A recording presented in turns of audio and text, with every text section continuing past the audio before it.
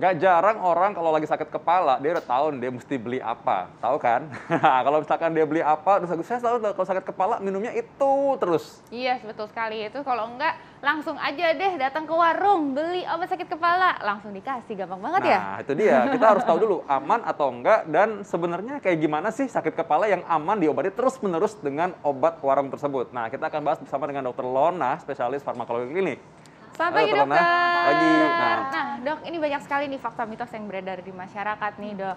Kayak yang pertama nih ya, ini fakta atau mitos, dok, kalau misalnya yang namanya sakit kepala dan flu itu bisa diobati dengan mengkonsumsi obat warung. Ini fakta atau mitos, dokter? Fakta, dokter. Fakta. Fakta. Jadi memang ada obat warung itu maksudnya adalah obat bebas. Memang ada pilihan obat bebas yang dapat digunakan untuk mengobati sakit kepala. Namun yang diobati adalah gejalanya atau simptomnya, Ya. bukan penyebab utamanya. Oleh karena itu, di kemasan obat bebas umumnya tertera aturan pakai dan hal-hal yang harus diperhatikan ketika seseorang mau mengkonsumsi obat bebas atau bahasa yang lebih dikenal oleh masyarakat obat warung untuk mengobati keluhan sakit kepala, flu, pusing, rasa tidak nyaman di saluran cerna. Misalnya, kalau keluhan tidak membaik setelah 2 hari Ya. atau bertambah berat, alangkah baiknya menghentikan mengkonsumsi obat bebas atau obat warung tersebut dan segera berkonsultasi ke dokter. jadi berarti tidak mengobati penyebabnya, Dokter Arlin. Betul, Kalau sakit makanya- kepala karena tagihan terlalu Aduh, banyak, aduh, tidak aduh, jadi aduh. turun tagihannya. Aduh, itu udah paling susah itu sakit kepala diobati dengan itu ya. Makanya suka ada tulisannya kalau misalnya di obat-obatan itu pasti tulisannya meredakan gejala ya. Nah, fakta mitos berikutnya nih, Dokter Vito. Oke, baik. Obat warung tergolong obat-obatan yang terbatas dan dapat membahayakan ginjal. Ini fakta atau mitos jika dikonsumsi tidak sesuai aturan? Fakta, kalau tidak dikonsumsi tidak beraturan, betul kata dokter Vito. Jadi obat warung atau obat bebas atau sebenarnya obat apapun, kalau dikonsumsi tidak sesuai dengan aturan pakai, pasti akan menimbulkan efek yang tidak diinginkan. Bukan saja gangguan fungsi ginjal, tetapi juga gangguan fungsi organ lain. Oleh karena itu, sebelum kita mengkonsumsi obat, termasuk obat bebas atau obat warung, yuk baca kemasan, baca tulisan yang tertera di kemasan obat sehingga kita tahu aturan pakainya dan kapan harus menghentikan dan kapan harus berkonsultasi ke dokter. Oh gitu ya. Jadi kalau misalnya memang kalau udah 3 hari aja, 3 hari, jangan diterus-terusin gitu ya, dok ya, malah jadi berbahaya kepada organ kita. Apalagi kalau individu tersebut atau orang tersebut sudah memiliki riwayat gangguan kesehatan, dokter. Entah gangguan kesehatan fungsi organ ginjal atau fungsi organ liver atau gangguan kesehatan lain. Misalnya riwayat alergi atau riwayat sensitif terhadap obat tertentu. Alangkah baiknya lebih berhati-hati. Oke, nah ini fakta mitos selanjutnya nih, dokter. Katanya nih ya, obat warung itu hanya meredakan sakit sementara aja, bukan menyembuhkan sakit. Ini fakta atau mitos, dokter? Fakta. Fakta ya. Jadi memang hanya mengobati gejala atau Ya. membantu meringankan gejala, bukan menyembuhkan penyakitnya. Sebagai contoh nih, dok, pasien atau seseorang yang menderita hipertensi dengan berbagai keluhan. Apabila mau mengobati keluhannya, contohnya keluhan sakit kepala, mungkin bisa dibantu dengan obat warung atau obat bebas untuk meringankan sakit kepala. Tetapi penyebab utamanya yaitu darah tinggi atau hipertensinya tentunya harus diobati dengan obat khusus dan terlebih dahulu berkonsultasi dengan dokter untuk mendapatkan resep obat dan pilihan obat yang tepat. Nah, karena itu kalau misalkan sakit kepala biasanya ditulis ya kalau sakit berlanjut segera hubungi dokter. Itu maksudnya sebenarnya supaya mencari tahu penyebabnya apa. Karena banyak penyakit yang serius juga ternyata sakit kepala aja. Ya contoh orang-orang yang mungkin punya kelainan di dalam tengkoraknya ya, artinya di dalam otaknya mungkin sakit kepala terus. Padahal mungkin kalau diobatin terus-menerus lama-lama penyakitnya bukan sembuh, malah tersamarkan penyakitnya. Betul ya. Nah, jadi kita harus hati-hati juga nih ya. Nah, selanjutnya nih, katanya nih dokter, obat warung dan obat dokter itu tidak boleh dikonsumsi bersamaan. Ini fakta atau mitos, dokter? Mitos. Mitos. Tergantung jenis obatnya, dokter. Obat warung pada umumnya adalah obat bebas yang memang bisa dibeli tanpa resep dokter. Tidak semua obat warung itu tidak bisa dikombinasi dengan obat dokter.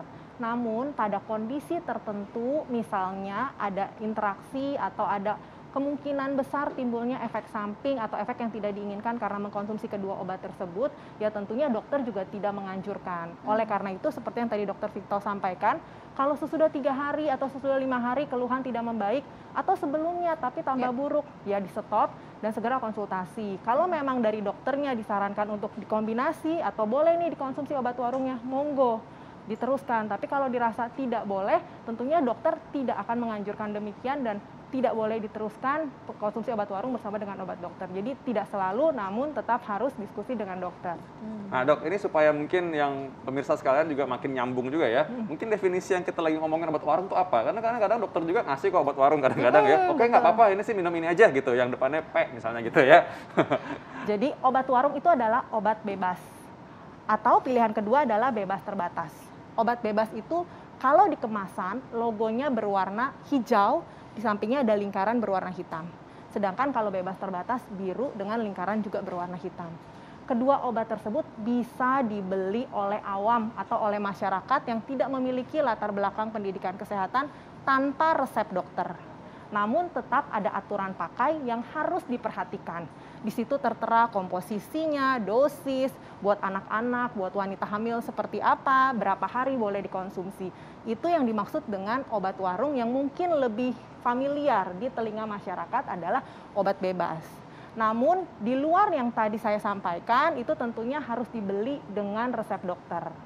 Dan kalau kita tahu kita memiliki riwayat hipersensitivitas atau riwayat alergi dengan obat yang katanya obat warung, tentunya juga tidak boleh dikonsumsi walaupun dikatakan bebas atau bisa dibeli tanpa resep dokter. Obat apa sih dokter Alin pernah lihat nggak di apoteker? Pasti kan bagi ibu-ibu yang dokter juga pasti sangat perhatian dan mungkin bisa kasih petunjuk ya kepada audiens kita ya. Yang biasa ada obat bisa dibeli bebas gitu, biru atau merah atau hijau tadi ya. Contoh ya, komposisinya paracetamol untuk mengatasi atau membantu mengatasi keluhan nyeri atau meredakan gejala nyeri. Atau obat flu yang biasanya dibeli oleh masyarakat yang isinya bukan obat flu tapi untuk meringankan gejala flu yang isinya adalah CTM. Nah, itu adalah contoh obat bebas dan obat bebas terbatas yang dapat dibeli tanpa resep dokter, namun tetap harus mengikuti aturan pakai yang tertera. Oke, nah ini dok, apalagi sekarang kan lagi pandemi ya dok ya. Nah kadang-kadang nih ya karena pandemi ini orang jadi takut nih, males gitu ya ke rumah sakit.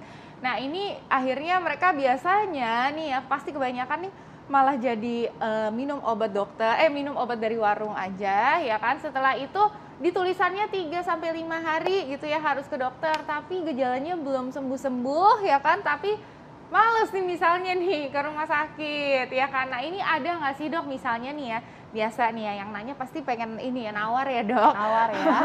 Toleransi boleh nggak sih dok, katanya gitu nih, toleransinya berapa hari nih konsumsinya untuk obat warung tersebut? Tergantung jenis ya dokter, tapi kalau umumnya bisa kita katakan apabila keluhan tidak membaik setelah 2 hari mengkonsumsi obat tersebut, alangkah baiknya dihentikan dan segera pergi ke fasilitas kesehatan di mana di situ ada dokter yang berpraktek dan bisa berkonsultasi apakah pilihan obat yang tepat, dan tentunya seperti yang dokter Vito sampaikan mencari sumber masalah atau penyebab kenapa keluhan tersebut tidak membaik setelah pasien atau setelah individu tersebut mengkonsumsi obat warung atau obat bebas tersebut. Namun pada mereka yang memiliki riwayat gangguan fungsi organ, walaupun memang obat warung dapat membantu mengatasi keluhan atau mengurangi gejala yang muncul ketika seseorang terinfeksi virus, tapi kalau sudah ada catatan medis tertentu, misalnya gangguan fungsi organ apapun, alangkah baiknya tidak langsung memutuskan mengkonsumsi obat warung begitu saja. Tetap harus berkonsultasi dahulu, karena bukan berarti karena obat bebas bisa dibeli tanpa resep dokter pasti aman 100%. Semua obat tentunya ada aturan pakai, ada indikasi, kontraindikasi, dan efek samping yang mungkin timbul kalau dikonsumsi dengan tidak bijak. Nah ngomong-ngomong soal efek samping nih ya, tadi kan udah bilang ya. bisa kerusakan organ juga kan. Jadi karena itu belum tentu aman. Ini katanya kalau konsumsi obat warung terus-menerus ini dapat menyebabkan kerusakan hati atau liver. Ini fakta atau mitos? Tapi jangan jawab dulu, kita akan kembali saat lagi. Tetap di Hidup Sehat.